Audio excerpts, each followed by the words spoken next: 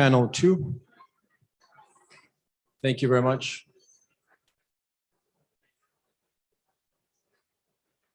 Ladies and gentlemen, if I could please ask you to take your seats if you have your coffee.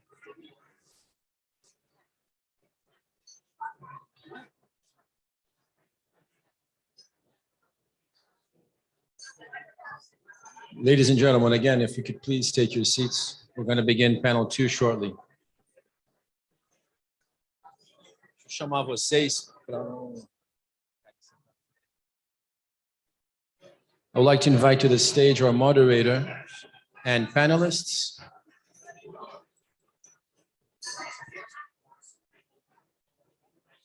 The title for panel 2 is Investment Opportunities for Energy Transition in Brazil.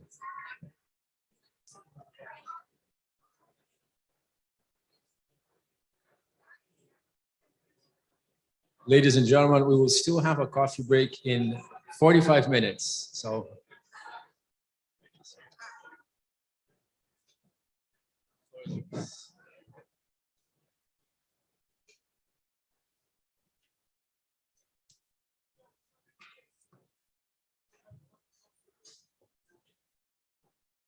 good morning, everyone. Thank you so much for being here. My name's Duncan Grieve. I'm Special Counsel at Cadwalader, Wickersham Taft, and I'm delighted to moderate our second panel for today. Now, we've heard extensively about the Brazilian government's agenda and the approach of some of the state-linked institutions in Brazil. We're now going to turn to the private sector and hear some perspectives from important players in that space on financing the energy transition. So I will introduce each of our panelists before they speak briefly, and then we'll have a more open format discussion. So I'd like to start by introducing Simone Guimarães from BP. Simone is the head of communications and external affairs for BP in Brazil. She has more than 28 years of experience in the energy sector. She's going to share her perspective now on BP's net zero goals, Brazil's role in the energy transformation, and BP's renewable investments in Brazil. So, Simone, the floor is yours. Well, the first one. So, good morning. Thank you very much for the invitation. It's a pleasure to be here to talk about a topic and a country I'm passionate about. So, about BP. In 2020, BP shared the ambition to become a net zero company in 2050 or sooner, and to help the world reach this goal. We are in the transformation from an international oil company that produces resources to an integrated energy company delivering solutions for customers. And then when it comes to opportunities and delivering solutions, we are talking both about providing what we call at BP, the resilient hydrocarbons that the world needs today to secure energy, and provide all the renewable need and low carbon energy to secure the energy transition. So, and when it comes to energy transition, and we are talking about Brazil, we believe that Brazil has a huge potential and offers a significant growth basis in energy transformation. The country starts, as we heard already today, from one of the main renewable energy matrix in the world. So lots of opportunities when we come to our natural resources, plant of windy, solar opportunities, adding to our biofuels and natural gas resources.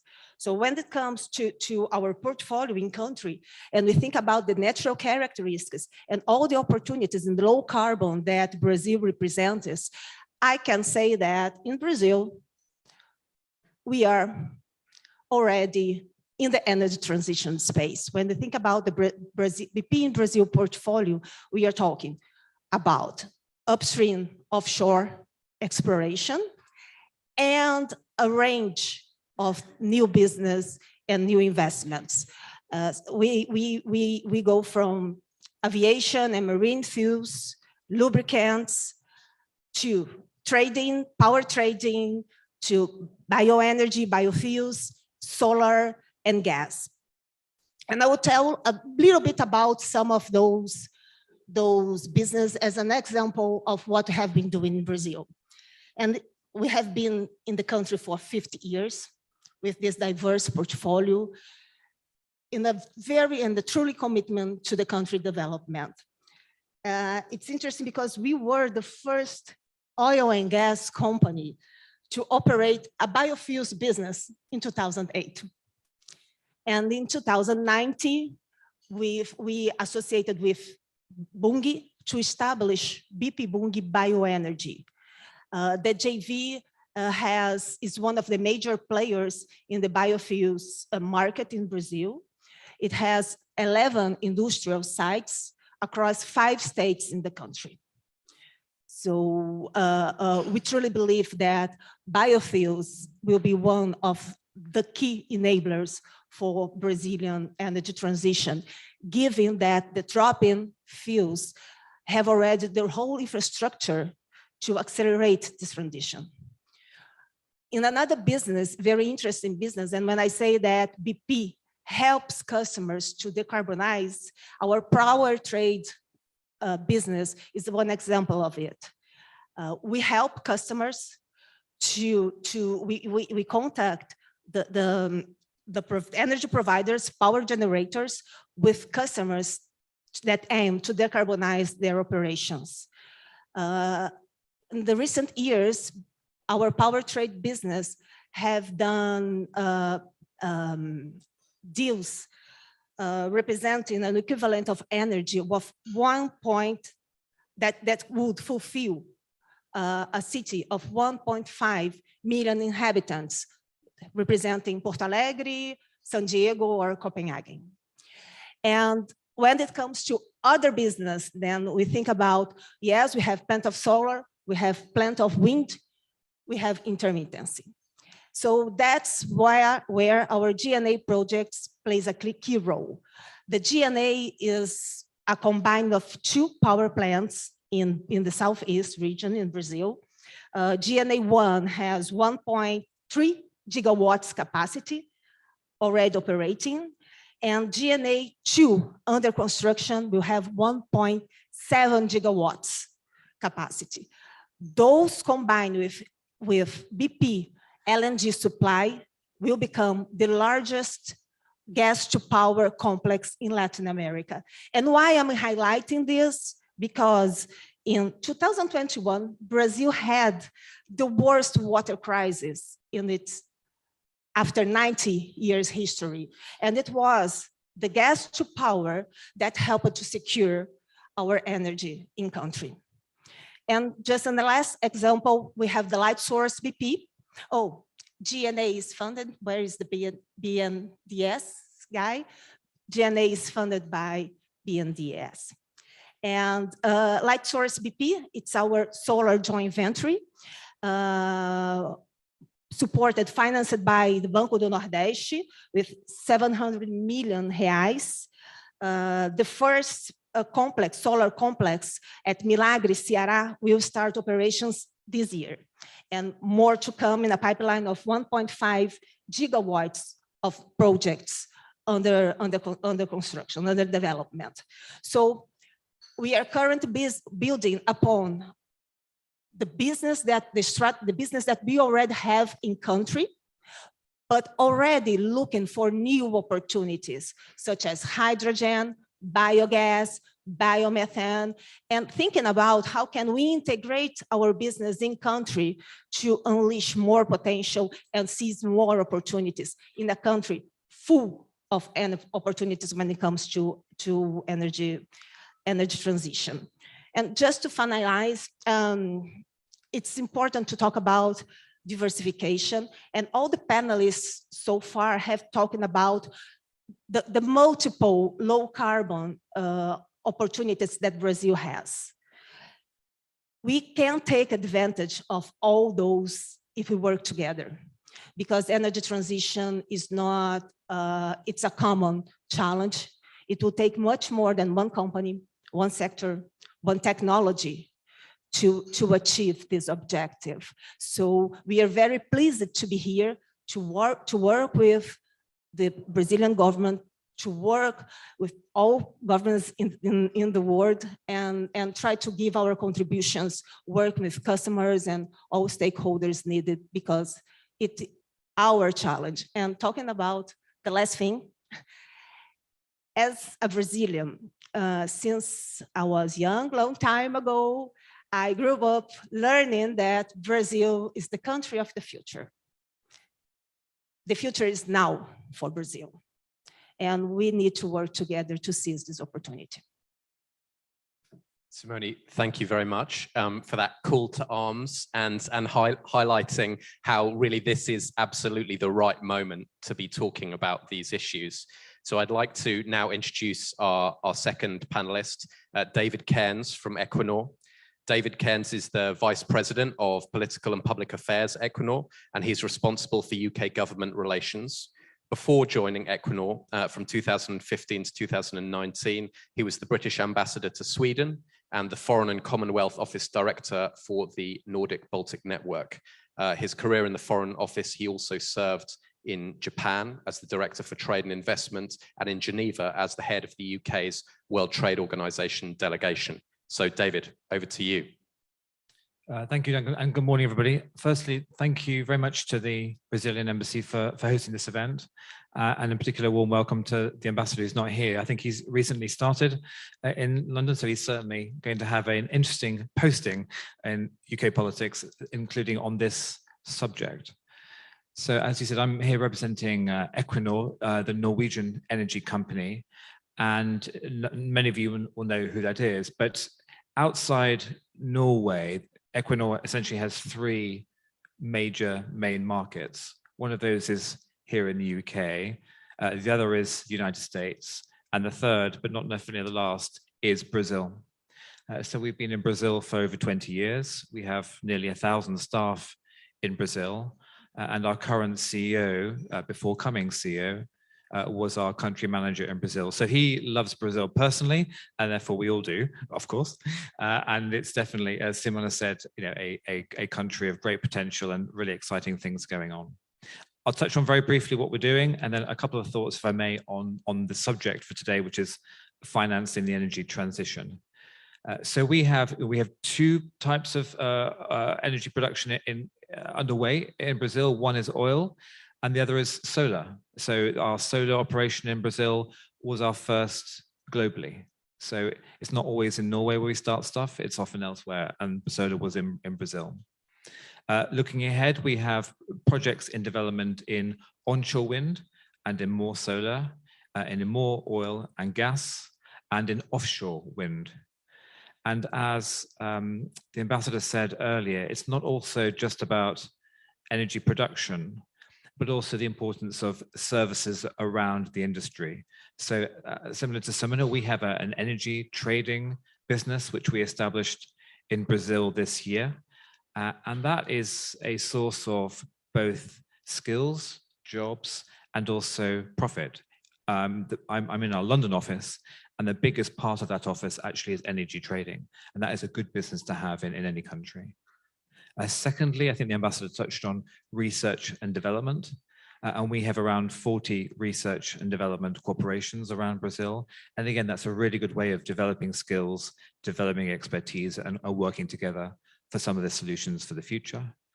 And then finally, in terms of community work, we are a state-owned Norwegian company that has to be a good investor in whatever country we are in. And we do a lot of that as well in Brazil, and trying to be a good employer and good investor. Again, that's contributing towards Brazil's wider society goals. Then just looking ahead at the question of financing the energy transition, I think there are I had 4 areas for this. So one is around oil and gas. Now, classically, this is a sort of high risk, high reward business, where, for example, for our upcoming projects in BMC 33, we'll invest around $9 billion. And hopefully that'll be a success and will lead to profits for us and taxes that we'll pay in Brazil. And on taxes, I mean, we are, as Equinor, the second highest tax-paying company in the world. and that has helped Norway's development. And we hope that our successful investment in Brazil will help Brazil's development through the taxes that we pay. So that's the basic, but actually, as we look at the energy transition, the key for oil and gas production, which must decline over the coming years, is how to make sure that what is still being done is as least polluting, least emitting as possible. And that means our investment in, for example, moving from diesel-powered production to gas-powered production, or from gas-powered production to electrical power production. And these can be quite big investments, but I think they're really important so that for all those countries still producing hydrocarbons, they can say that they are being produced in the least emitting way possible. Secondly, then is around wind. So on offshore wind, Minister Stewart talked about the UK's success in this, and we in the UK are building the world's largest offshore wind farm in Doggerbank, which is off the east coast of the UK. And I think the UK is right to be proud of what it's done in a sort of financial mechanism to enable that sector to grow, which is called Contracts for Difference. And that is a system that gives certainty to investors about the returns they will get, and it's sort of a risk-reward sharing scheme between developers and governments. And obviously, as Brazil and others look at those industries, we know that we have shared our experience in the UK with the Brazilian government, and I'm happy to do that. And each country will do its own thing, but it's definitely interesting to explore. And it's also an area where we are learning things as we go along.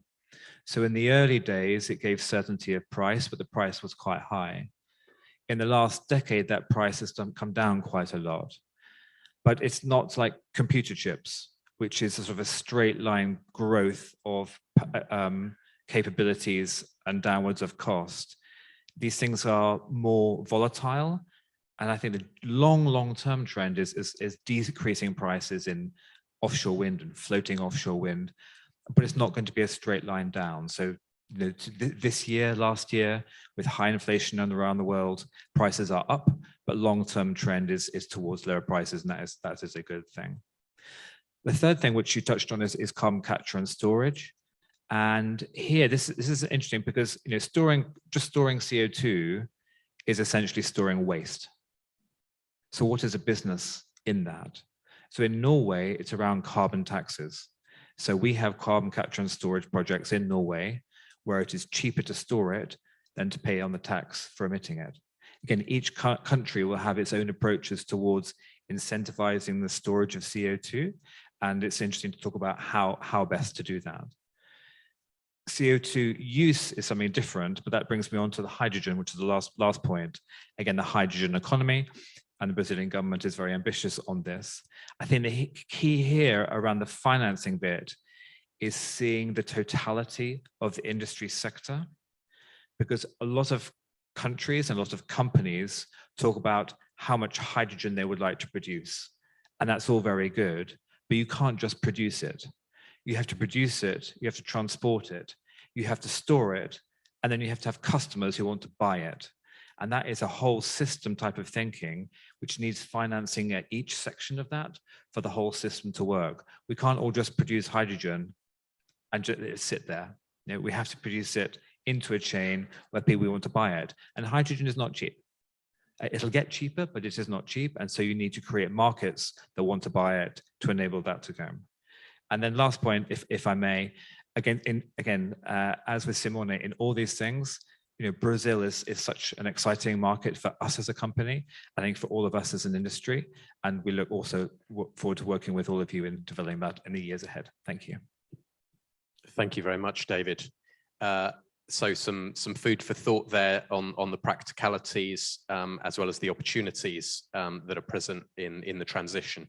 So moving over to our third panelist today, Eduardo Seade from Raízen. Eduardo is a dual qualified lawyer in both Brazil and Portugal. He works as in-house counsel for Raízen. He is a specialist in renewable energy developments in Brazil. And for the past 10 years, he's worked on a wide range of projects, particularly in the energy and biofuels area. So he's going to provide some perspectives on the legal and regulatory challenges for biofuels in Brazil. Over to you, Eduardo. Thank you everyone. Thank you for the invitation. It's a real pleasure to be here among those guys. And it's a real pleasure talk about Raízen as well, because for those don't know yet, Raízen is an integrated energy company, and we work with bioenergy parks concept, when which we produce sugar, we produce ethanol, and also we are one of the major producers of ethanol and sugar, and also with the bagasse of sugarcane, we can produce biogas. We can co-generate energy, and also we have one of the technologies that we can produce second generation ethanol. So is the second generation ethanol is the future for SAF, for aviation SAF. So it's very important, and we have a proprietary technology. And also it's very important to mention that we can produce from, like, all life cycle of our products are sustainable. So we can make sure that we have the traceability of our feedstocks. So it's very important. And to mention, I will start with one of the challenges that we have in Brazil. So compliance with global sustainability standards, it's very important, because in order to access global markets and also to do international trade, we have to comply with those compliance standards. So as I mentioned before, if you want to access global markets and to help European countries and UK, of course, we have to comply with those compliance standards. Another thing is important for Raízen is certification and traceability. So ensuring sustainability and traceability of biofuel feedstocks is something that we are always aware of. And of course, we have 80% of our bioparks certifications by Bom Sucro. It's an international certification, so it's very important to show the world that we have all compliance with the life cycles of our feedstocks. Another thing I would like to mention that taxation and incentives, it's very important. As we see before, it's always changing taxation policies, and we have to make sure, especially as a lawyer, we have to make sure that we are in the same page with the business. So this can impact a lot our renewable projects. So it's very important to make the track on this. And another thing is important to ensuring compliance with biofuel blends mandates. And of course, if you want to sell our products to Europe or to the United States, we have to make sure you bear in mind that we have to know the mandates for biofuels for each product that we want to sell it. And another important thing is technology and research. As I mentioned before, Raízen is leading the second generation ethanol production. We have our proprietary technology, and we, of course, we are, as we said before, we are here to cooperate. And of course, we can think about licensing those technology, but today we are the first company. That have the large scale production of secondary ethanol. We are willing to have, today we have two second ethanol generation productions in full force, and we are willing to have 20 until 2030. So it's a huge path to accomplish. And this is why it's very important to always make sure that we have the traceability, to have the certifications, international certifications, in order to show the other countries and show our clients that we have all on track, and of course that we can have we can show all the life cycle of our products are sustainable. It's not only renewable, it's sustainable as well. So as we have this concept that we maximize our bagasse, our sugarcane bagasse, we maximize the use of our sugarcane bagasse. We have like, we do with the same sugarcane, we produce ethanol, we produce sugar, we cogenerate energy, so we distribute power for our clients. And we also do biogas from the vinasse. Vinasse is kind of, yeah, it's a kind of a byproduct, yes. And it's a leftover, it's a waste that we can also produce biogas. And biogas, we can produce biomethane. So it's a range of bioproducts that we have, and we are very happy to share with you this day. Thank you. Thank you very much, Eduardo. So I'd like to open it up to a bit more of a free-form discussion now. But going back to Simone, I mean, I think you highlighted very well in your opening presentation sort of the exciting opportunities and in some ways the sort of unique position that Brazil has in terms of the global energy transition. So, you know, how is Brazil leveraging that sort of advantage to fit into business strategies and efforts to decarbonize globally? Well, and a bit of summarizing, because lots of the information that I will share have already been shared, but I will start about sharing a bit about BP Energy Outlook. It's the scenarios that BP does, and we have specific insights for Brazil. So in BP Energy Outlook, it indicates a strong growth in renewable electricity and bioenergy, leading carbonization in Brazil energy system. So wind and hydropower will become major source of energy in all BP scenarios by 2050. Electricity in final consumption will grow over 50% in all BP scenarios, and renewables, including biofuels and bioenergy and all possibilities that it opens, will be the Brazilian largest source of energy by 2050. So we are talking about building today and already seizing today all those opportunities that we have in the future that will contribute to energy transition. And having said that, all those projections, we learned today and we heard today that Brazil can lead global economies in this transition and can help other countries on driving this energy transition. And one thing that is important to point out, when we are talking about transition, we are talking about an and you mentioned the importance of the oil and gas business that we still have in Brazil, and the oil and gas is very important in terms of income generation, jobs, tax, and when we think about the opportunities that we also have in the oil and gas that will help to fund the energy transition, Brazil is very well positioned with the pre-salt. It's one of the lowest carbon intensity in the entire world.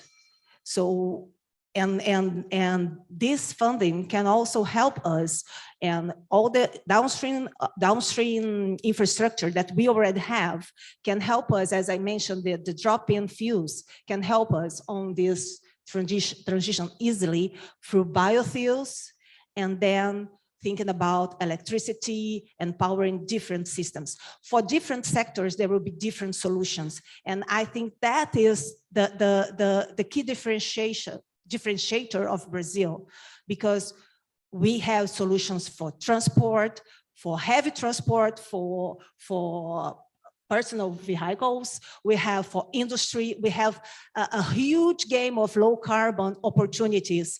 And as I said, there will be no one technology. They will need to be proved, that they will need to be economically viable, but we are coming from one of the lowest renewable, especially when it comes to wind and solar, competitive advantage resources that we have in the world. So I think that things are in place. One thing that it already mentioned today that we need to accelerate is the regulatory framing. Brazil already have regulations for biofuels, for solar, for wind. What we need to do is to understand what we have in place and adapt it as fast as possible for the new systems and the new business opportunities we have in country. Great. So I think that's a good focus on Brazil specifically, and I'd like to turn to David now and talk a little bit about Equinor's experience of engaging in different countries, and particularly in the development of policy, and what are, I suppose, some of the key themes, the key topics that are raised with Equinor in that context. Yes, thank you. I mean, you heard from the Minister and the Ambassador earlier on that Brazil will host COP30. And of course, the UK hosted COP26 in Glasgow a couple of years ago. And so one of my roles there was to organize for our board members to meet ministers of every country where we have business. And it was fascinating to be part of those discussions because every single country wants to talk about the transition. And every single country, of course, is on a different point of that transition. So, for example, in Tanzania, where we have business, only 50% of the Tanzanian population has any electricity at all. Yeah, right through to Norway, where obviously we're extremely wealthy country. But you have countries across that transition, and everyone's trying to say, okay, well, we're here. How do we get there? What is the experience that other countries can have that you can share with us? I think looking ahead to COP30, as the Minister said, countries have now put in many more net zero targets, which is fantastic. In a few years' time, okay, what are the lessons that we've all learned in getting towards those? What's working? What's not working? I think that helps us all get there faster. That's great, and I think now turning back to Brazil and to Eduardo, are there any? You talked about certification, and I think the need, maybe the increasing need to demonstrate, the credentials of any particular business area or the business in general to international investors. What are the challenges? What are the things that people get wrong? What are the specifics of the Brazilian market that people need to understand better to engage with it?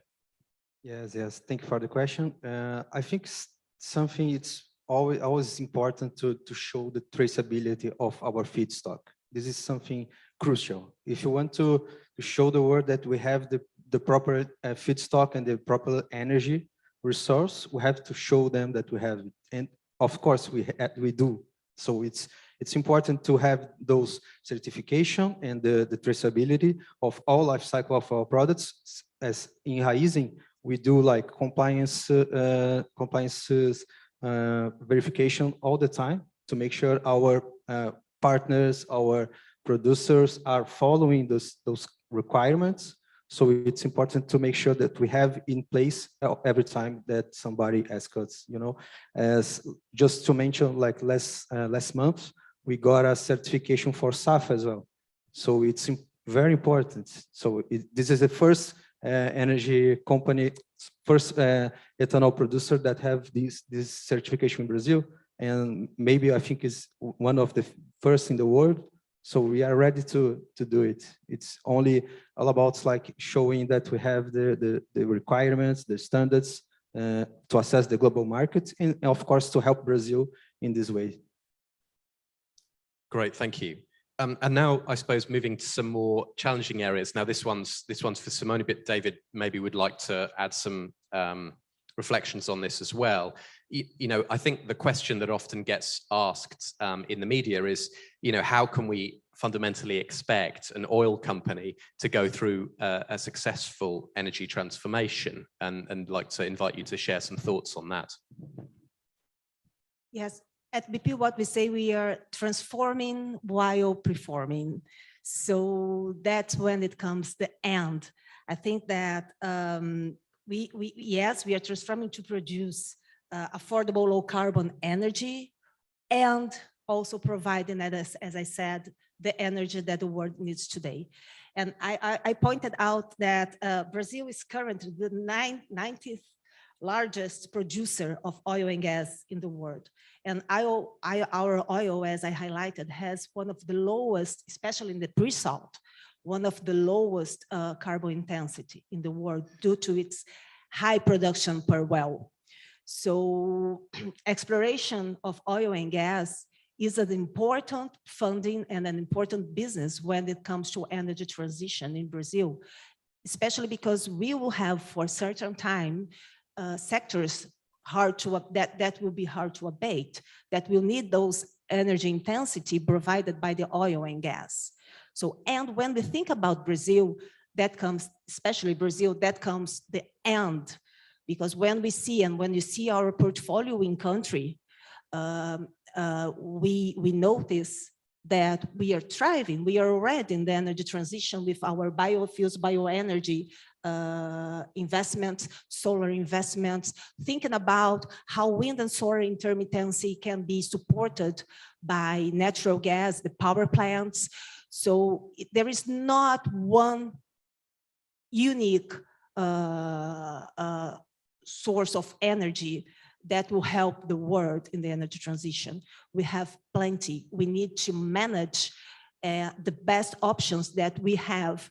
And I'm very grateful that Brazil has lots of options to pursue and new options, such as what it was mentioned, the biogas, biomethane, that can help in some hard to abate sectors, just as the maritime industry. So lots of opportunities. We are already thriving. We are already investing. We are counting with important key country financial institutes, as I mentioned, as the BNDES, the Banco do Nordeste, to help us on this transition. And hopefully, I'm seeing that the regulatory framework is speeding, is being lots of debates on, it was mentioned on the future of the fuels bill of law that was sent to the Congress, the National Hydrogen Program, with all challenges that hydrogen have. And we in Brazil, when we think about it, we have very low cost wind and solar. It's not the entire equation, but it leads to good assessments, good feasibility studies when it comes to those sources of energy. So in a nutshell, I won't call BP an oil and gas company. I'll call BP, and especially in Brazil, an energy company that provides solutions to customers. And it's helping the world on thriving, and I hope helping Brazil to progress on this energy transition and seize all opportunities. David, I don't know if you have any observations on that topic. Yeah, I mean, I think it's a really good question, and it's absolutely right that oil companies, gas companies, all companies are held to account. I think the analogy I make is perhaps with the automotive industry. So if you take Volkswagen, 15 years ago, it was just making diesel cars and just making petrol cars. Today, they're making diesel, petrol, hybrid, and electric. In 15 years' time, they'll just be making electric and probably some hybrid, but probably not diesel. And they'll see themselves as a transport company, not a petrol car company. And in a way, we're the same. 15 years ago, it was just oil and gas. Today, it's oil, gas, renewables, low carbon. In 20 years' time, it'll be much more of the latter than the former. And I think I would just encourage actually people to hold us. We're saying what we're promising to do, that we have transition plans. We want to be broad energy companies. So we'll go for it, and you hold us to account. That's completely fair. And then sort of moving from one hot topic to another, I think it would be remiss if we didn't take advantage of your prior government experience and sort of ask you whether you had any reflections on UK Climate Week. On the UN Climate Week. On UN Climate Week. Yeah, so I mean, the political reporting of that is very sobering. And I saw the news this morning that the Antarctic ice sheets are at the lowest ever levels recorded. And it's quite easy to get quite depressed about this type of thing, including when politics sometimes goes back and forth, especially if it goes back on it. But as you mentioned in the introduction, so my last job, I was in Sweden, and the most famous Swede of this generation is Greta Thunberg. And she has moved the needle on climate policies around the world. But she also says this, which is, the target is 1.5 degrees. If you can't get to that, let's get to 1.6. And if we can't do that, we'll do 1.7. And all of that is better than 4, which it might have been, or 3, which it might have been. So again, the continual cycle of these COP meetings are important. The continual pressure politically to make moves is important. And although news can be bad, and this year has been bad, and last year was as bad, we just all have to keep working in that direction, because we will do better than if we just sort of give up and do nothing. Absolutely. Thanks. Great. I'd like now to open up the floor. I don't know if anyone has any questions for any of our panelists. There's a microphone available.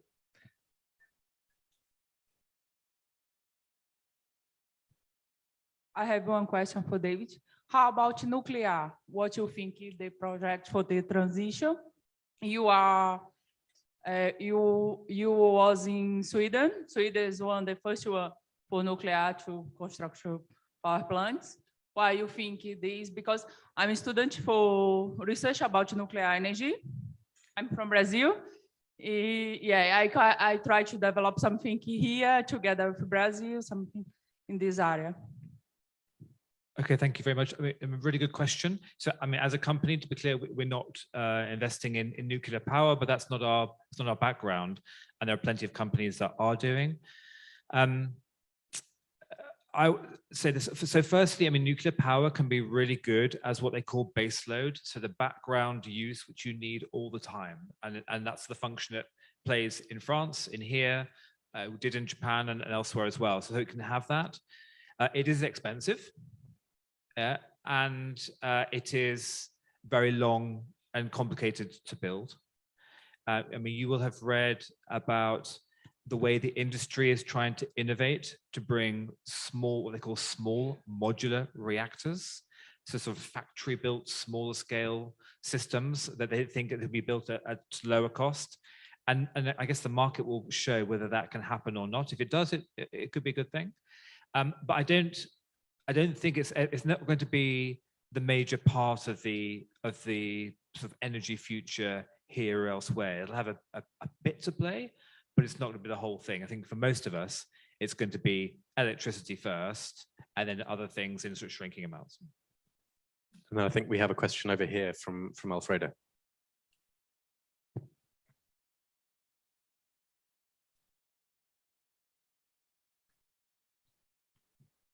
Thank you very much, everyone. But I'm just profiting that we have Raízen represented here.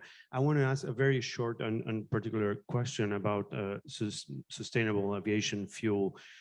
We have seen a recovery of the airline sector, very, very significant after the pandemic, but we have not seen, a similar effort in order to adopt this technology in more than in a very marginal way. I don't know if this is because of the particularities of the industries, if because of it's more of a low-cost industry. What do you think about it? What's stopping the sustainable aviation fuel to be more more generalized in terms of its adoption? Okay. Maybe there are supply issues or supply restrictions as well.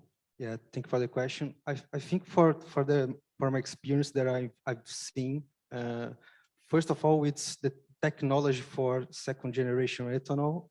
It's something very hard to masterize. It's something it's difficult to get to the point that you can be a large producer of this renewable fuel. And then we have the second path that we have to transform this to aviation sustainable fuel. So I think the first thing is the technology. I think it's difficult to get the point that you can have a large scale producing large scale these products. I think it's difficult. And of course the feedstocks always is something that it's difficult. So I think those things are the main things. And may I add one thing? It's also the challenge of the energy intensity. Because when and that's what is a sector that is hard to abate. You will need more fuel, and that impacts all the current logistic of the aviation business. You will need to, if you have more tons of fuel, you will need to minimize other in other sectors of but it was mentioned today that in the future of the Fuels of the Future bill in Brazil, it includes mandates for aviation companies to blend biofuels or sustainable aviation fuels and start incorporating it. So I believe that in the next years, we will see a progress on that. Right, any further questions from the floor?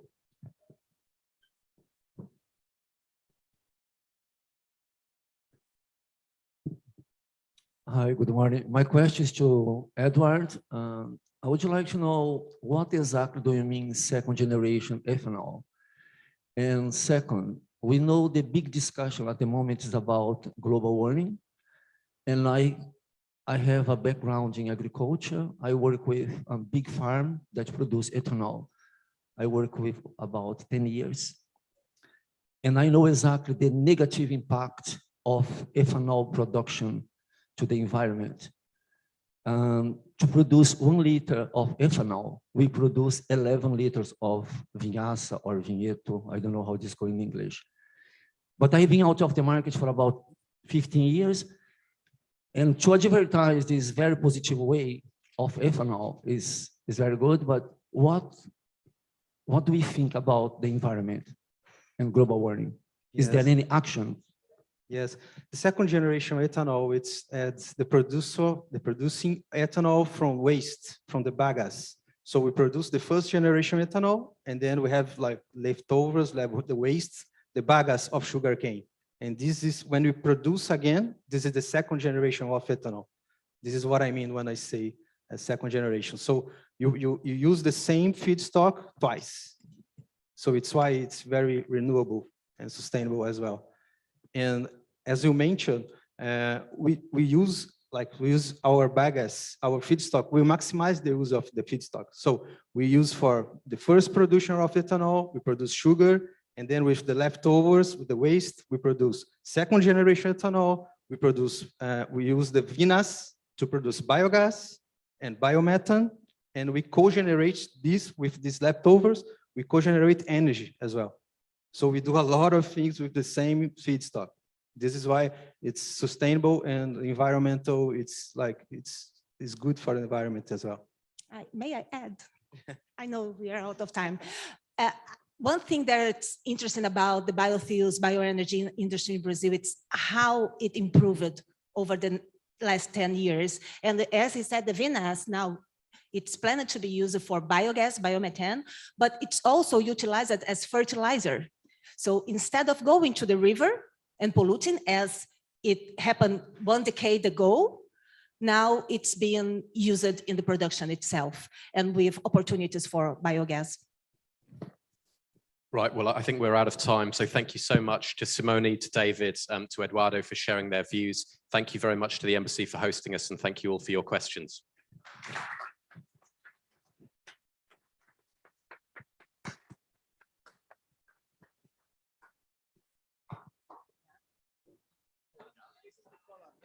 Sorry, I didn't say